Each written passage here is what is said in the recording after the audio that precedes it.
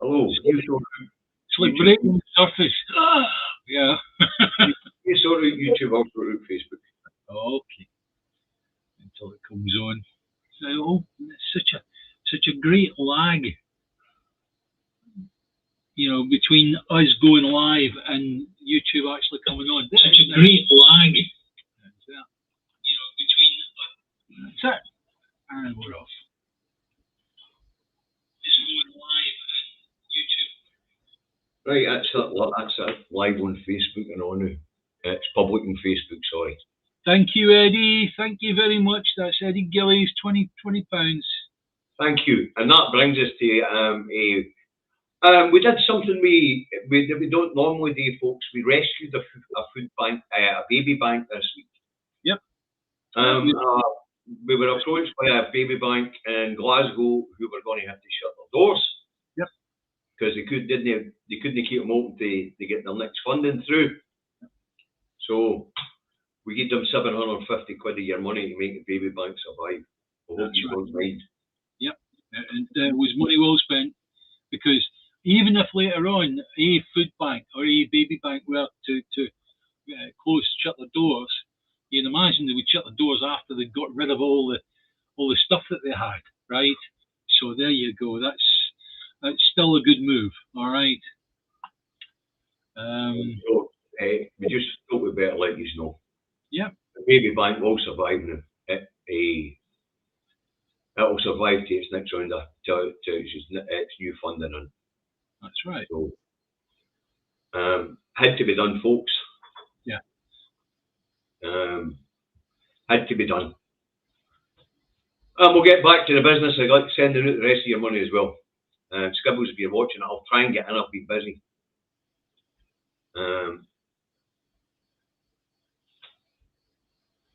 Right. So we've got quite a lot of our usual friends on here.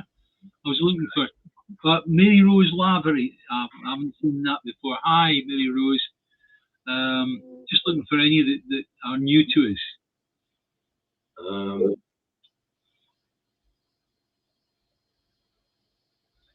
Maggie Brannan. Nah, I see. Yeah. Hey, as always, guys, we are very, very humble to see you all on here joining us for this, right? Duncan McCarricker, sitting here in Tenerife, you lucky thing, you watching the TVs. And temperature's 26 degrees. I hate you. I hate you. Thanks, Ruth. Thank you very much. See, the times are really hard, folks, and you are absolutely fantastic. You are phenomenal. Anyway, David, I guess we better get into it. Now, the big story of the day we'll get to today, will be covered basically in the second half of the show. We'll get 3 or 4 things that are all related to what's going on today. The ICJ, but we still have to cover, and David and I had a very great debate about this, we still have to cover domestic issues. All right. And the outcome of that debate was, we'll see if we can fit a special on to cover what's going on with the ICJ. All right. But we still have to cover other stories. So, the beginning of this week, we had a couple of big speeches. One for the First Minister at Glasgow University, where he's laying out industrial strategy and the future for Scotland after independence. Thank you, Stephen. Thank you very much. Anyway, David and I don't normally pay much attention to this stuff because it's preaching to the converted. But thank you, Dylan. Thank you very much, young man. Anyway, it's preaching to converted to David and I, so we generally don't pay much attention to these things. But the interesting thing was the effect of Scottish independence. Another one. Oh. The effect of Scottish independence on the public's money. Yeah. Now, before in 2014, they reckoned that becoming independent would make us all £600 a year better off. But the subsequent crash in living standards and things like that as Mr. Yusuf points out, the Joseph Rowntree Foundation has looked into this, and they have said that Scotland, as an independent country right now, the people would be £8,200 better off. And they say the research also tells us if we become independent and join the EU, and we drive ourselves up to EU minimum standards, we would be £10,200 better off. On average, right? Yeah, yes, I get it. Yes. That's the only bit that interests you and me, David, because it's all preaching to the converted. But to see the span of how much better off we would be if we weren't subject to the economic madness with Westminster, with their Brexit, and their allowing the energy companies to run a savvy. I remember 2014, where you had a whole girdle of businesses that were. What's up, David? Archangel, our office is telling us, hello, hope you're all well. Been awfully busy throwing shanks. The new. Right, sorry, but 2014, you had a big girdle of businesses. They're all saying, well, if you get independence, we're all going south. We're all going to England. That's it. The big girdle of businesses saying, hurry up to be moved north. What's going to happen this time if we play our cards right? For businesses, the best place to be will be Scotland, not England. Scotland. Oh, they went to access to the European market for a start. Yeah, that's one. But the other one is that you're going to have still that England is going to have to face the Brexit nonsense. We're going to get to that. I promise you, we will get to it. Yep. Right, and the other big speech, of course, was a poverty by Sarwar. He had two big speeches this week, actually. We'll cover both of them. Because in the first one, he rabbits the BBC's lie that Scotland's seats will decide the general election.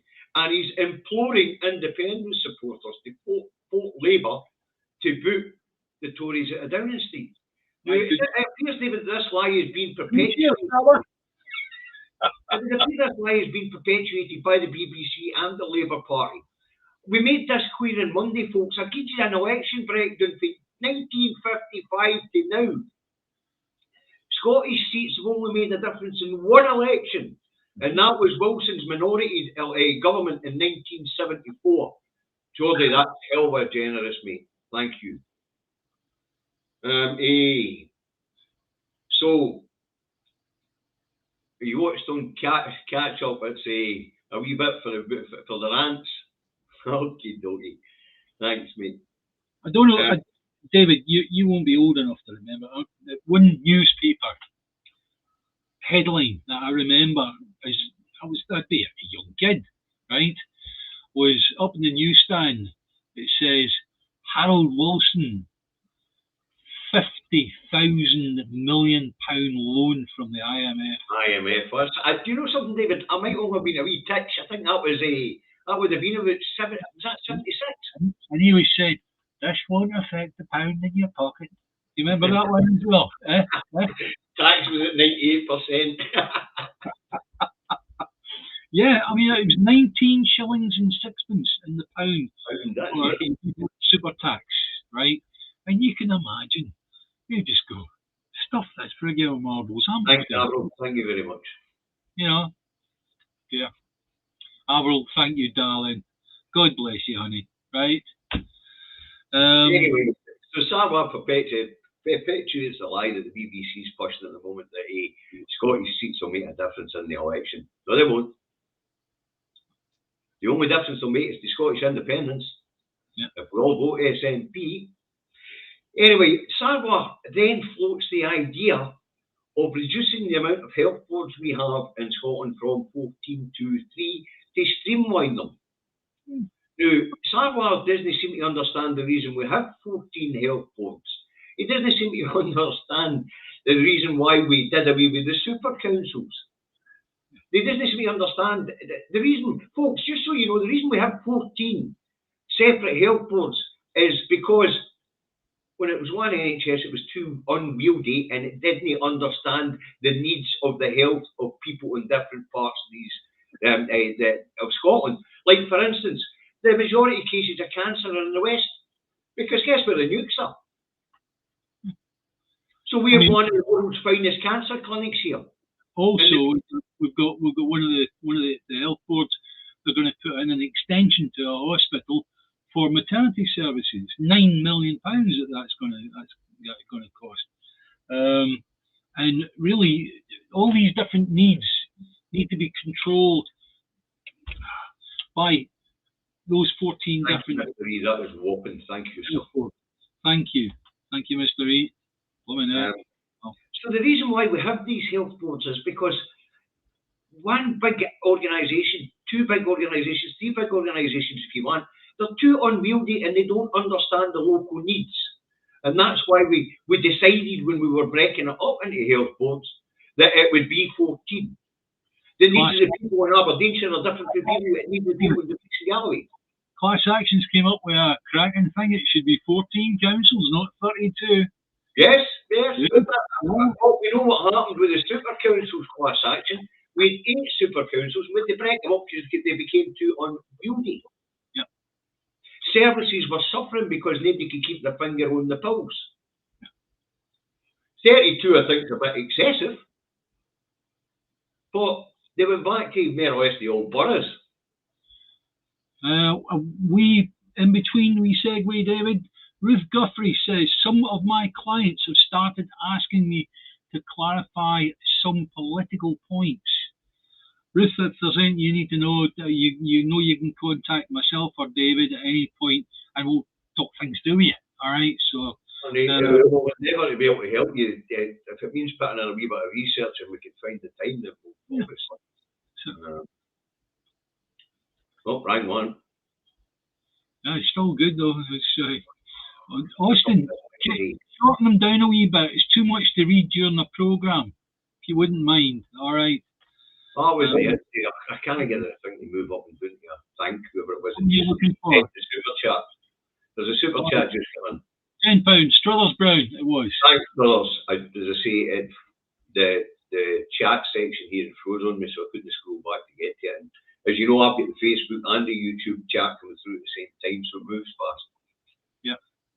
Right, so that was Sarwar. He wants to break the health boards up. He wants to, and he said his reasoning behind it is to streamline the service. But the only thing you're going to streamline there is human resources.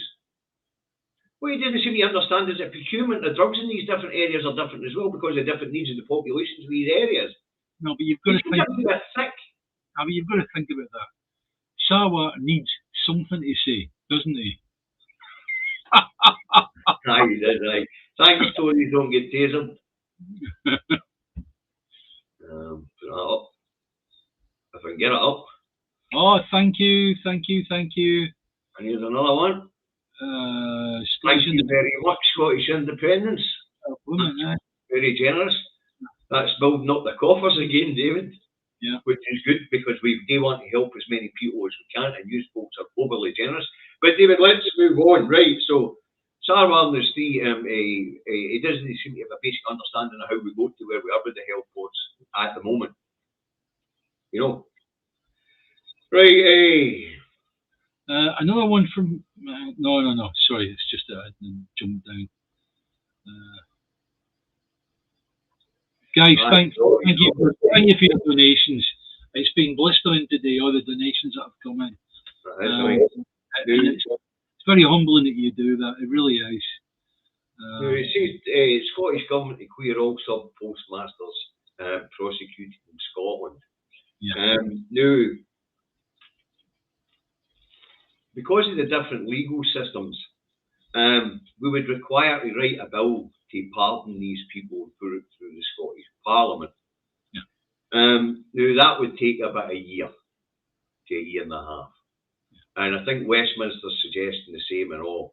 But to save time, what the First Minister up here is thinking about is once Westminster's bill has passed, then we could have a look at it, adjust it to fit into Scots law, and rather than pass a full bill through the Scottish Parliament, use a legislative consent motion. Yeah. But of course, it would need to be amended to fit Scots law. Mm-hmm. But that's the Lord Advocate's job. Yes. You know. But because of the different legal systems, folks, it is quite complicated.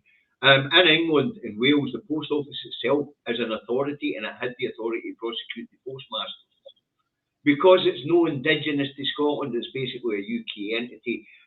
Scots law doesn't provide for the Post Office here to operate as its own kernel, if you like. So we don't allow the Postmaster General in Scotland, because we don't have one, to bring prosecutions against sub-postmasters. So it had to be done by the Crown Office and the Procurator Fiscal Service. And it comes to the same thing when it's passing a bill to pardon all these people, because of the way Scots law works. It's going to, whatever it is they do in England or Wales is going to have to be adjusted in language to fit, and then they can just pass a legislative consent motion, getting it through in one go. I think the basic thing is that on a human level, what some of these people have gone through is painful. It is ridiculous. I believe one of them committed suicide. Yeah. I was listening to a lassie that got put in jail. She ended up in jail. I think they jailed 100 of them, David. 100. Yeah. And so far, only 20 of them have had their convictions overturned, and only one in Scotland. Now, out of the 700 people that were prosecuted by the Post Office, 100 of them were here in Scotland. Yes. Right. Yeah. And only one in Scotland has been able to overturn their conviction. It's shameful. Shameful. As I say, but there is complications in law. And they can't pass a UK-wide pardon. And if you don't mind me saying this, Fujitsu are still getting government contracts. What's going on there? Yeah, aye. They should be stopped. That should be suspended straight away. The latest government contract is the flood warning system in England, and it's no bloody working. Yeah. You know, but as I say, they want to pardon all these posties, but there's complications because of the two different legal systems. They can't pass a UK-wide bill. Yeah. So as I say, the idea is, well, let Westminster do what they're doing, put it through. Because it'll already the Royal Assent, we can take it. The Lord Advocate can adjust the language and the nuances of it to fit Scots law, and then we can pass it quickly with a legislative consent motion, and we can pardon the posties quicker than what it was if we tried to put a bill through the Scottish Parliament, because the cuckoos in the nest would just delay it and delay it and delay it anyway. Because you know what because they're just did because they could. But David, as Anne Obelick says, that the Waspy women are still suffering as well. What about them? I know, David. They're talking about the Post Office thing being. Do you know what I said about this one was? And you know this, David. I said dead cat. Yeah. Why? ITV's put this on as a distraction because this ICJ case is coming up. Yeah. And also, there's always a dead cat to distract people from the cost of living crisis. No, but and also they've made a docudrama. Aye. So yeah, it's all about the timing it being released that annoys me. But as I say, you know, these people suffered a brutal injustice. Yeah. And Mr. Bates versus the Post Office has been a great. I haven't seen it, you know. I don't watch television. I'll catch it at some point on YouTube in a few years' time or something, you know. But this goes way back. We've known about this since 2013. Yeah. You know, right. This one is just basically, it's unionists complaining about nothing when you understand it. Article in the papers here saying Humza Yousaf refuses to go in front of the Scottish Affairs Committee. And he sent them a letter on the 5th of January to tell them, I'm not coming in front of your committee. Westminster's not my business. Holyrood's my business. Yeah. Right, so the Union Press has gone mental about this. Right. Thanks, Kevin. Your heart's feeling better, is it? Aye. Good. Glad to hear that, mate.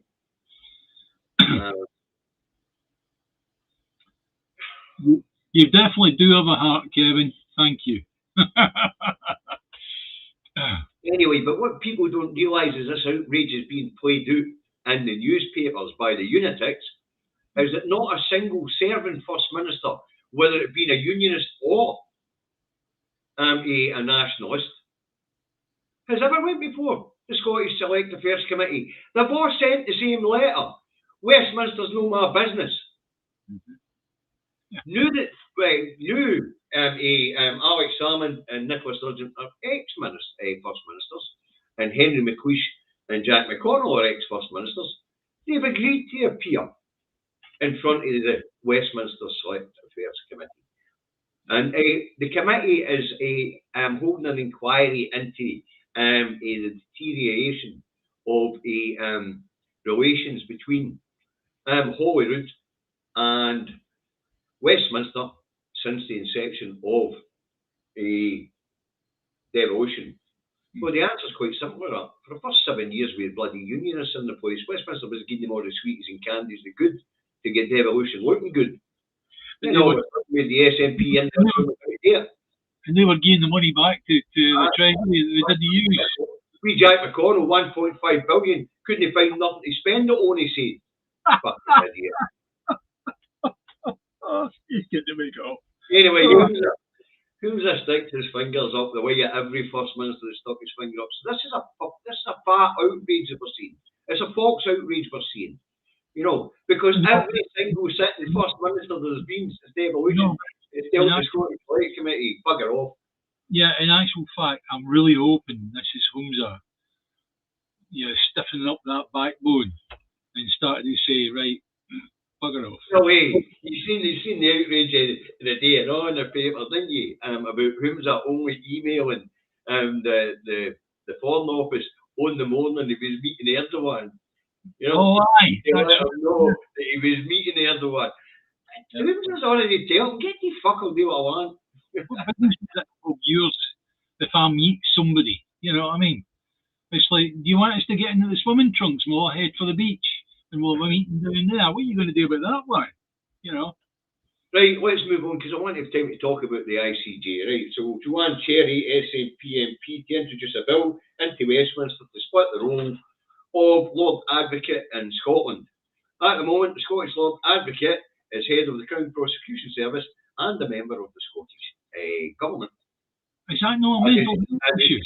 Legal advisor. David, is that not a mental health issue? She want to create a split personality of the no, we're splitting the role, not the person. Yeah, joker. Anyway, now, believe it or not, the Scottish Parliament and the Westminster Parliament agree that this role should be split because the way it works in England, in Wales, in Northern Ireland, and even in Southern Ireland, what we have is a Lord Advocate who's part of the political party who's in charge. Like in Westminster, there's the Tory government has a Lord Advocate in its government, and the Crown Prosecution, the head of the Crown Prosecution, is appointed by a committee. Right, a cross-party committee as it stands.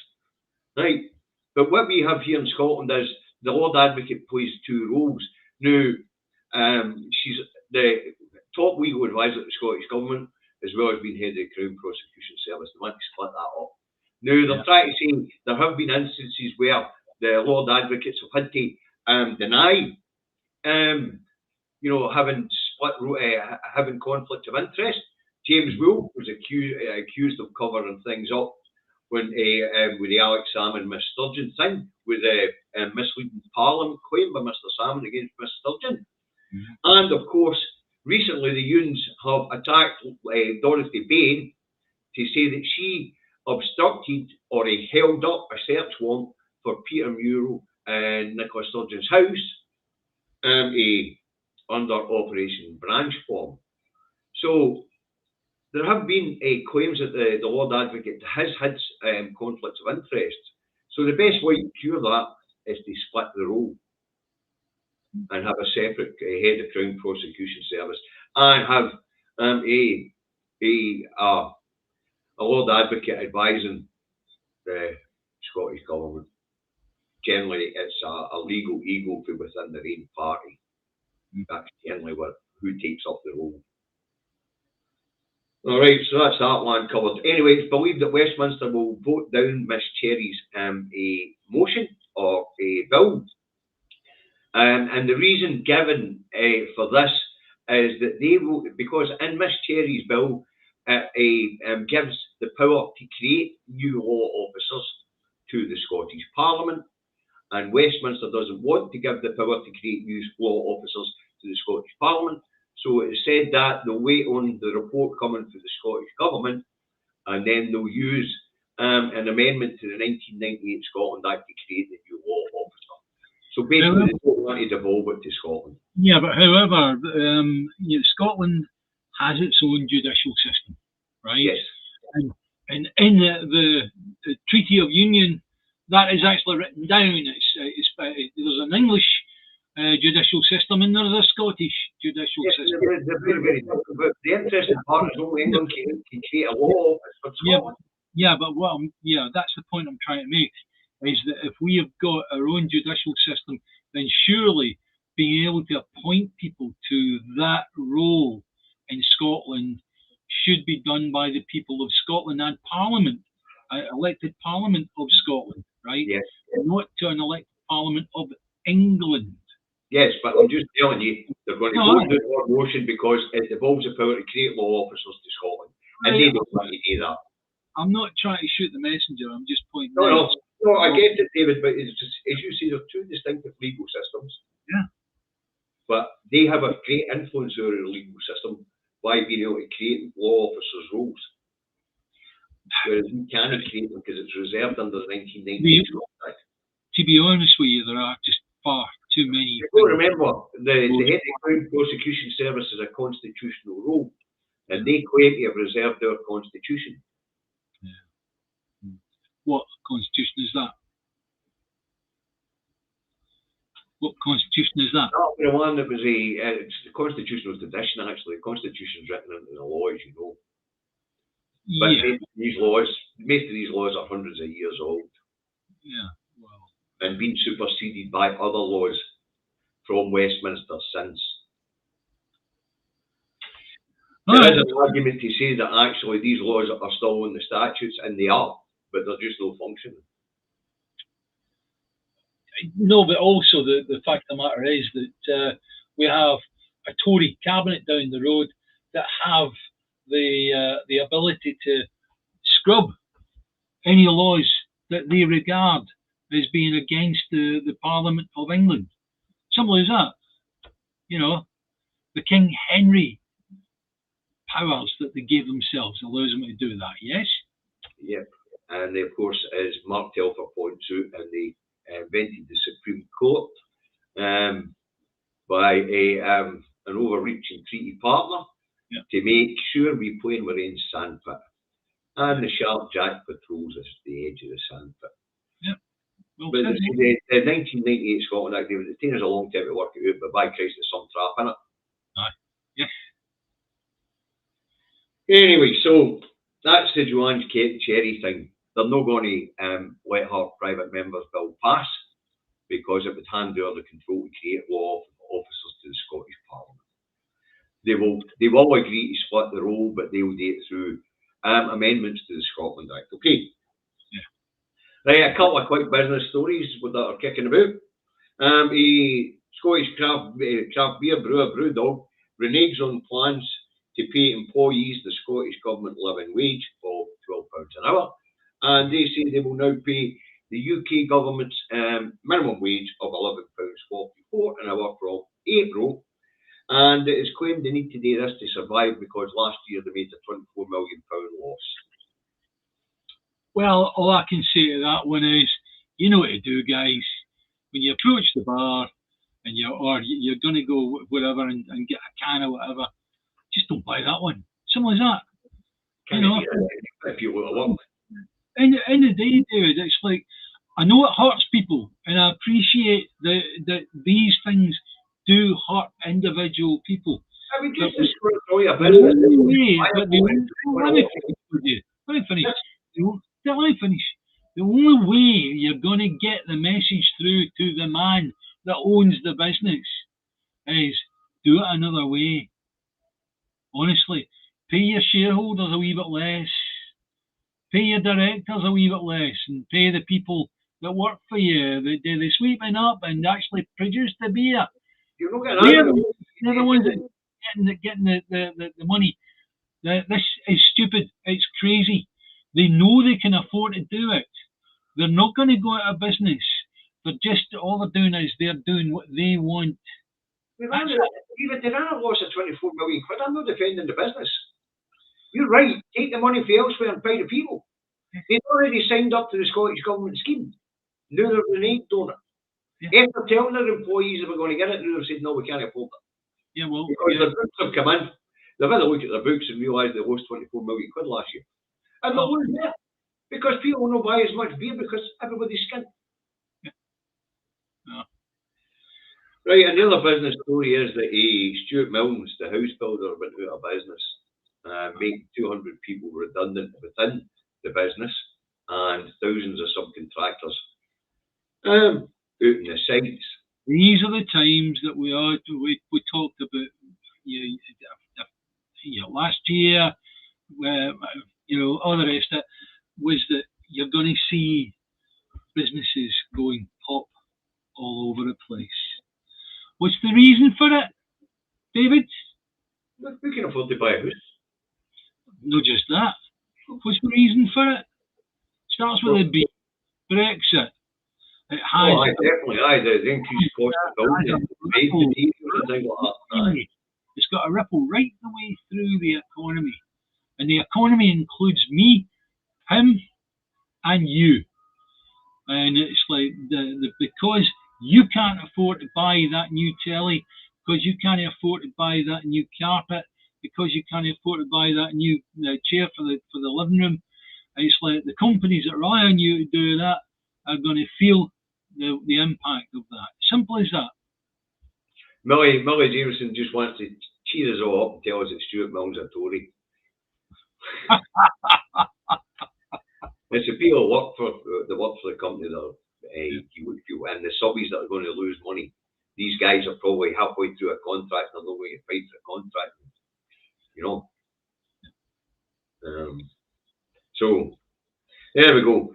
Right now, the first two were stories on the Israel-Gaza, Israel-Hamas conflict, they're calling it, but there's no genocide against the Gazan people. But we'll get there. David Cameron appears before Foreign Affairs a select committee, and it became abundantly clear that the UK government is quite aware that Israel is breaching international humanitarian law. You're always telling us that if you want to know who the people are that are in support or work for the people at the front of the desk, is look behind, right? And behind David Cameron was two wee lasses, right? And there was a fair few times that they were smiling because of what he had said. I mean, they basically admit that they know. But the Cameron then goes, this is a clincher, right? And the chairwoman shut him down, but we know fine well what he was going to say. He was going to say they haven't done that enough to stop us licensing arms companies to sell them weapons. Which was, and that, that's the most honest thing I've heard the politicians say. Yeah. And that as well, whoa, this war's good for us.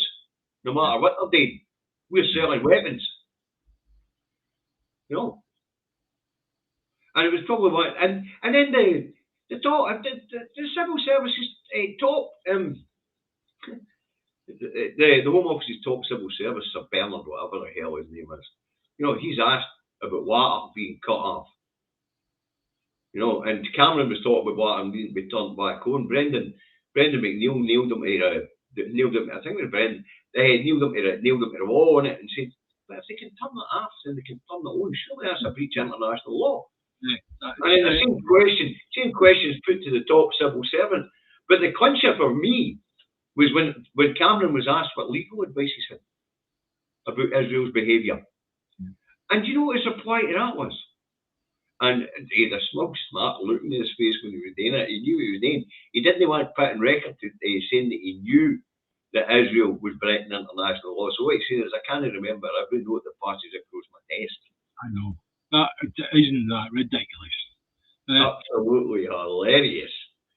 But anyway, the chairwoman, Prince Sir Bernard, to the flare, and he has to admit that Turnland more or less admit, he says technically, aye, you know, more or less admit that turning the water up was a breach of humanitarian law. It was comical to watch them squirm because they knew fine well. It was abundantly clear that the government's very well aware that it's complicit in a genocide because it's selling weapons. Yep. And when you think about that, folks, think about it seriously. The UK government are making us, the people, complicit in genocide. Yes. Next time you wash your hands, watch the red flow off them. Yeah. Thanks to them in the House of Thieves and carpetbaggers and the Tories that want to sell weapons. Yeah, Mr. Carter, I mean, the idea of David Cameron now being the Foreign Office Secretary, Lord Cameron, where he cannot come into the House of Commons to answer for his actions, which is ridiculous. Absolutely ridiculous. Sorry, what's this? That was a super chat for you. Yes. A peer character jumping up and down saying, number one fan. I think but you think about it, David, anywhere you live on these islands, because of a bunch of Tories who want to sell weapons, we are complicit in a genocide. Yeah. You I don't know how it makes you feel, but I'm raging. It makes me angry. It just makes me resolute to get rid of them. That's all. Aye, them all. Them all. Because Armour wouldn't be any better, but that brings us on to, we'll do a quick rundown of PMQs because that one would take 2 minutes. PMQ is the usual Punch and Judy show. Starmer calls Sunak a nobody, and he tells him that everything's broken, and he doesn't understand the British people, whoever the fuck they are. I've never met any. Shows you a little Starmer understands. And anyway, Sunak in response tells us that everything's shiny, bubbly, bright and wonderful. Shiny, bubbly, bright and wonderful. The UK is doing very, very well, thank you very much.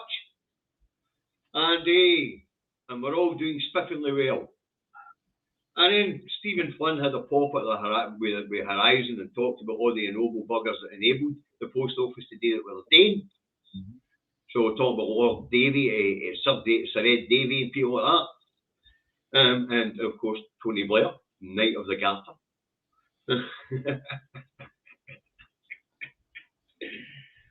Anyway, but the best bit about Prime Ministers was a wee woman with the Clapham or South End and CA, the wee MP for down there, who was talking about the Brexit bonus, which was the discovery of a colony of razor clams and some other clam in the Thames estuary. Aye, I know, I can smell it from fucking here.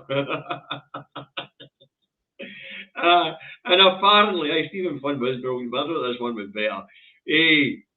I really did think that this one was a storm. Apparently, this is a Brexit benefit because these clams are highly prized around the world. I thought that clams and mollusks they're filtration feeders. The Thames estuary, who the fuck's going to eat them? You didn't put a boat in the Thames estuary. You're fearing because the motor gets clogged up with lava roll and shit. But, I mean, who's going to eat them? You know, didn't you spend about 3 months in a filtration tank just to clean them? Yeah, mental. Oh, so that's a Brexit bonus. They've found some razor clams in the Thames estuary. I was pissed myself laughing, David, but I love that Punch and Judy show when I tune in. I don't tune in that often, but... No, actually, the thing is, the razor clams were trying to escape. They were way upstream. And then one night they thought, right, quick, nobody's watching, we'll head down river and let me get out. And they got caught. And that's why... after extensive investigations. a Brexit bonus. I couldn't tie the two together. I just thought it was hilarious when she came away with a Brexit bonus. Yeah, we'll find some razor clams, then a Brexit bonus. I was like, the fuck's razor clams got to do with Brexit? I mean, Scottish mollusk producers, and we're having to put their things into filtration tanks for a week before they could send them into Europe because the water didn't meet standards. What's it going to be like for A1s down there? Yeah. Mental. Right, now, we're back to the situation in the Middle East again, but this time, urgent questions in Westminster on the situation in Israel and Gaza. I think the proposition was to demand a ceasefire. Anyway, Labour seem to have changed their position on it. They're now demanding a ceasefire. Yeah, it was David Lammy. You were saying that Aye. that it seemed to surface when Sir Keir disappeared. Aye. Oh, he was out of the room. I think that when Sir Keir comes back into the room, he's going to go, no, we're not doing any of that. Yeah. Eddie, thank you very much. £20 from Eddie Gillies. Thank you. Thanks, Eddie. Peter Lamont says razor clams. She must be looking for a title also.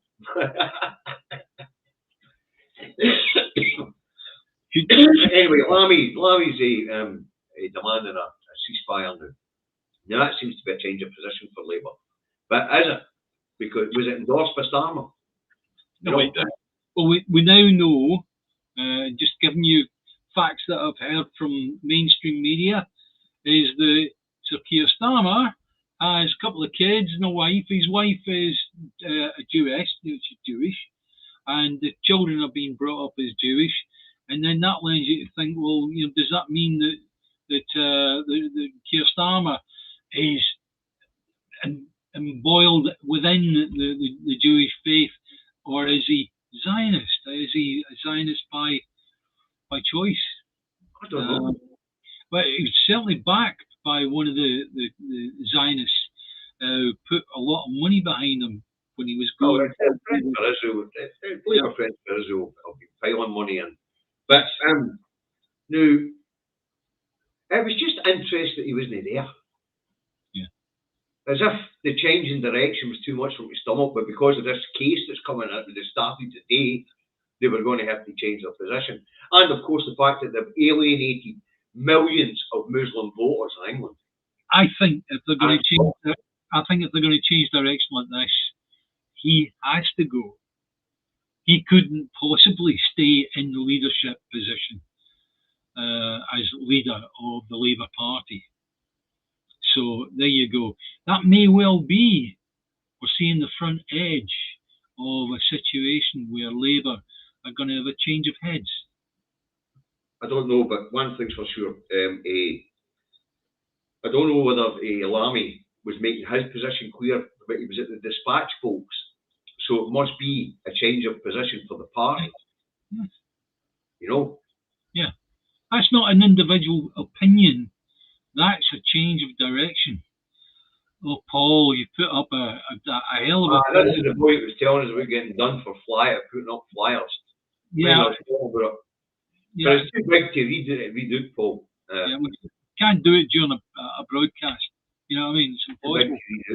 Yeah. But you have my sympathies. Yeah.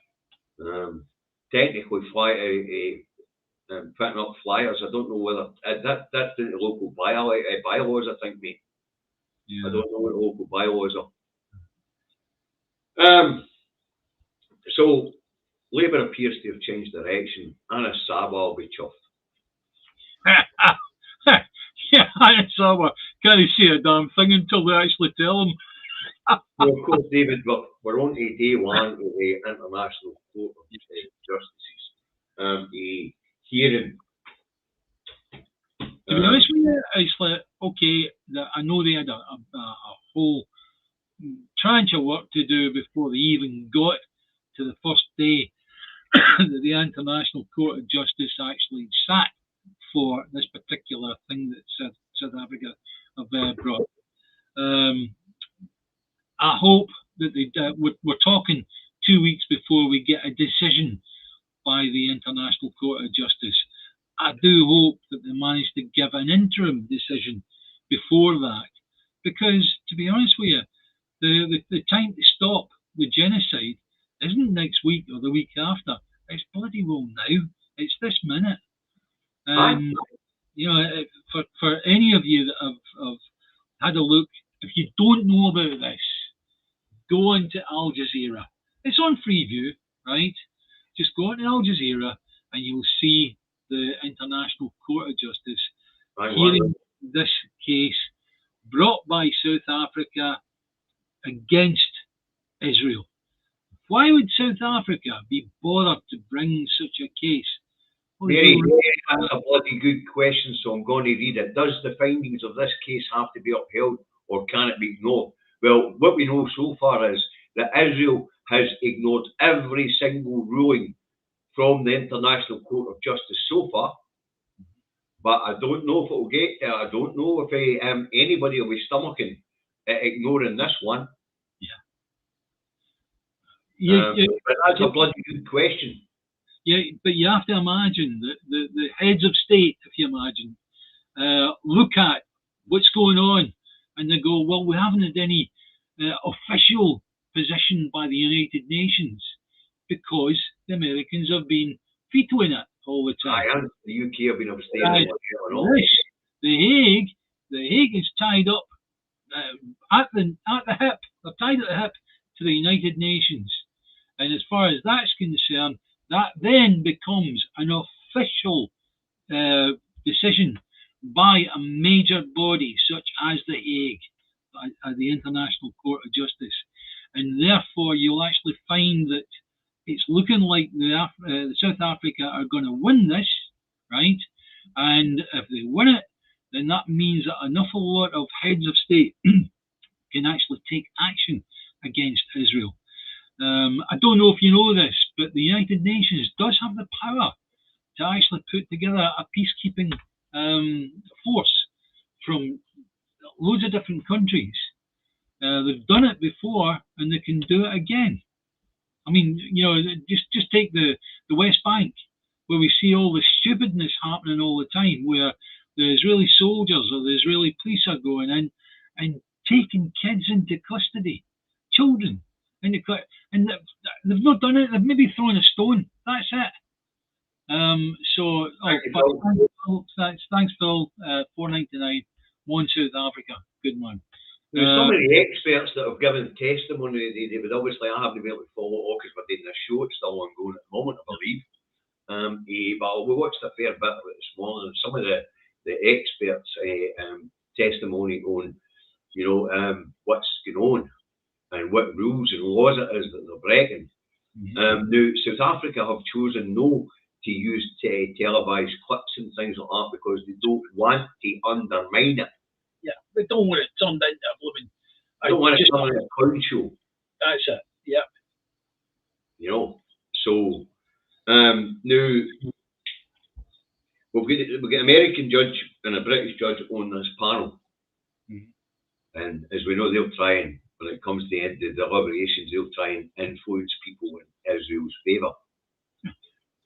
Because, as we've already stated, in the event that Israel is found to be committing genocide, and we are complicit.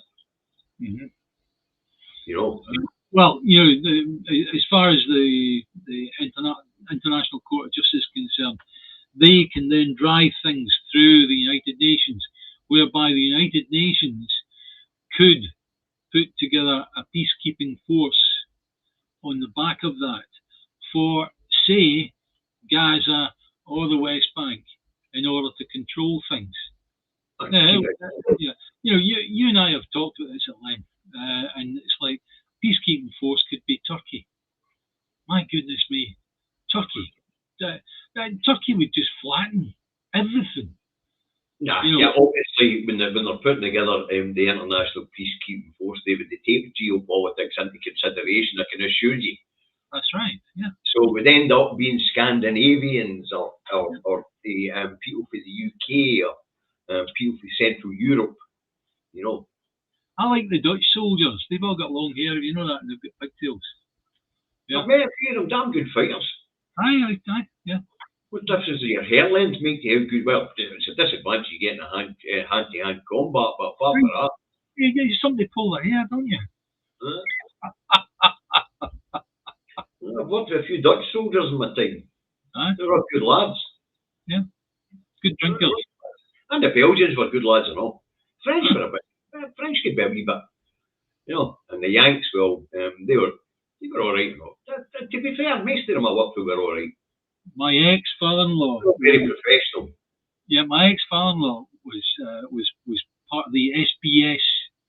He was stationed on submarines, British submarines, and they would go in and on the coast of Europe and sabotage German defences during the war. The population of England is on the move to Scotland to ensure that Scotland never gets independence. You could be right. I don't know, right? But anyway, he said to me, he said, I trust a German before I trust an American. There you go. You know, as I say, I've worked with Germans and all, they were all good lads, all very professional. You know? Yeah. But to say what's going on, now, David, we're going to get an interim judgment in 2 weeks' time. Yes. Now, do you think Israel's going to win, get what they want on that interim judgment? No, of course not. No way. Sorry, no, Israel. Do you think South Africa will get what it wants in that interim Oh, judgment? yes. Yeah, the idea is the fighting's got to stop. No, fighting. What am I talking about? It's blooming shooting fighting. Right. They're shooting fish in a barrel. Of course they are. Effectively, that's what the interim judgment is asking for, is to stop killing Palestinians. End of. Yeah? Aye. So, but that interim judgment, a few people have heard going, what good will that do? I'll tell you what, seriously, the ICJ have got more power than you would think. Well, as I say, hopefully the demand that the slaughter ends, and that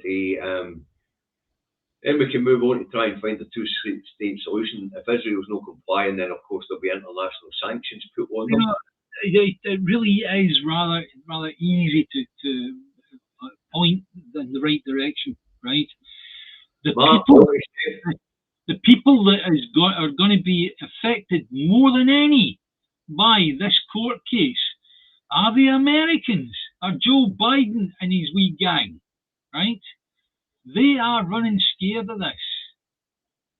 Make no bones about it. They are running scared of this.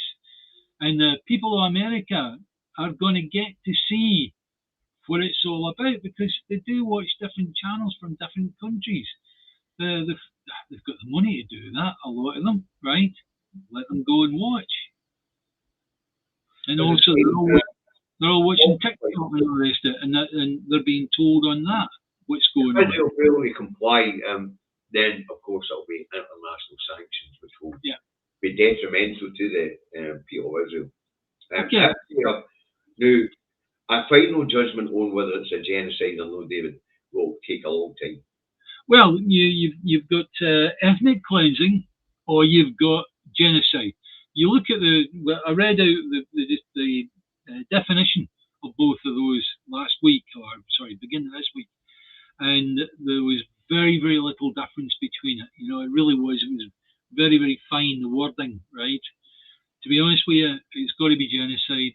They've got to be found guilty of genocide, and I believe that's precisely what's going to come down the line for them. Because you can't.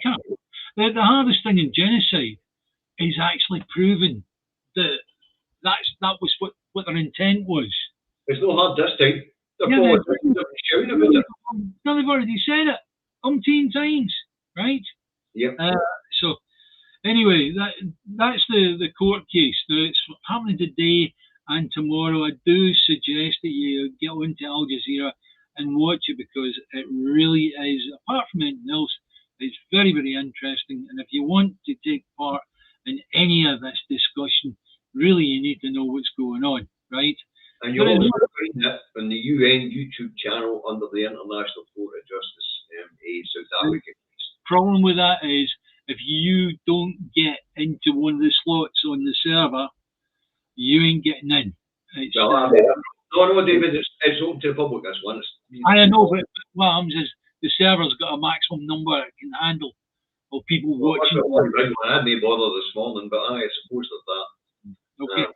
Now there is one other thing that we want to discuss, which is something that many of you may have seen on TV this morning, is where the Houthis in Yemen are firing drones at any shipping that's going up the Red Sea towards the Suez Canal. And what we're being told on British TV or British TV is that our Type 45 destroyers and all the rest of it are managing to knock the drones out of the sky. It doesn't make a blind bit of difference how many times they do that. So long as the Houthis keep on firing the drones, or somebody drones, right? So the reason I'm saying that is because when you look at the big ships that are going up the Red Sea, they're all covered by insurance companies. At the moment, the insurance companies are all running for the hills. There's no way you're doing that. No way you're going up this long road, Yeah, because if they hit you, if one gets through and hits you, that's going to cost billions of dollars or whatever, right, to replace that. Plus the fact, all the men that are on the ship that are controlling it and making it go that direction, they all have personal insurance as well. Their insurance companies are running for the hills, saying, if you get killed, your family's getting nothing. Yeah? I think we seem to be having an ethnicity debate in the comments. Alan seems to be speaking up for Scottish indigenous population, he says. Whoever the hell they are. If you can point me to one of them away. Everyone blocked this, Alan. The shite, Alan. He's a Troy. Come on. It says here he's a Troy. That means he comes from Greece. Oh, he's a Troy. He's a troll. Trolls are welcome here. It means I'm not annoying anybody else. I'll leave you to play with him, folks. I didn't know he was a troll. I see Reagan Elite get his first troll the other night, man. A Brexit, here was bombing him up. So anyway, continue this wee story about the drones. This morning we heard that there is a plan in place to put British boots on the soil of Yemen to get the Houthis and stop them from firing off the drones. Well, can I say to you, what would happen then? What would happen? That would be a breach of international law. Police would go, all right, we're not going to do it anymore. And then behind them, like 100 miles behind them or whatever, right, somebody starts firing off drones from there. And it's like you'll find different countries will fire off drones. Lebanon, they'll be firing off drones and all the rest of it, right? Because at the end of the day, it's like all this modern munitions. They don't actually have to see what they're firing at. The drone itself has got cameras on it so they can actually watch where it's going. It's got GPS, it's got everything, right? And they can actually fly it with a joystick and take it to where it's got to go. I get all that, David. I'm quite conversant with the technology. You know, but the idea that the UK would make an incursion into Yemen's sovereign soil without the backing of a United Nations mandate would just be a legal war. Yeah, it's a what? It would be an illegal invasion. Yep. And the tub thumpers down that road know that too. Yep. Because that's all it is, it's tub thumping. Yeah, well, the MOD would just go, get stuffed. We're not doing that. I can see the general staff right now rolling about the flare laughing. Yeah. You know. It's tub thumping. That's what it is. It would be an illegal incursion into another sovereign state. Unless it is a UN mandate. But wasn't that what Iraq was? What? Aye, it was. It was an illegal incursion into another sovereign state. That's correct. Yeah. But we did have Blair's dodgy dossier. I would that. Aye, yeah. We most certainly did. Right, we better round this one off, David. I hope you have found it interesting, folks. We hope you found it informative. Please hit the like button on YouTube. Please hit the share button for your social media. And if you've not subscribed, please subscribe. Thank you very much for your generosity today. It's blowing my socks off. And the viewing figures are fantastic. At the peak there, just before I said we better round this up, we were running at about 212. So that's no bad for base outlets. Thank you very much, folks. Yep. As I say, subscribe, like, share across your social media. And thanks for your donations. That just leaves one thing left today, David. Can I just have a wee brief word? You go. Now, guys, today you'll have seen there is nothing about the International Court of Justice on the British mainstream media, right? Some of the newspapers have picked it up, The Guardian, The Independent, and our own national. That's on. But we're talking mainstream media, broadcast TV news. The only way that you are going to embarrass them into recognising this is if you keep on sharing it onto your own feeds and onto other feeds of groups or wherever, if you're on Facebook, right?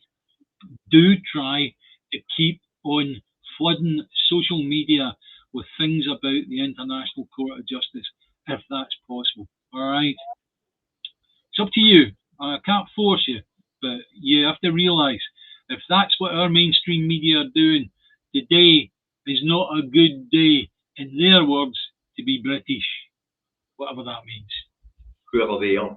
Whoever they are, right? Right, that still only leaves one thing left today, David. What's that? Bye, Davey. Bye, Davey. Bye, guys.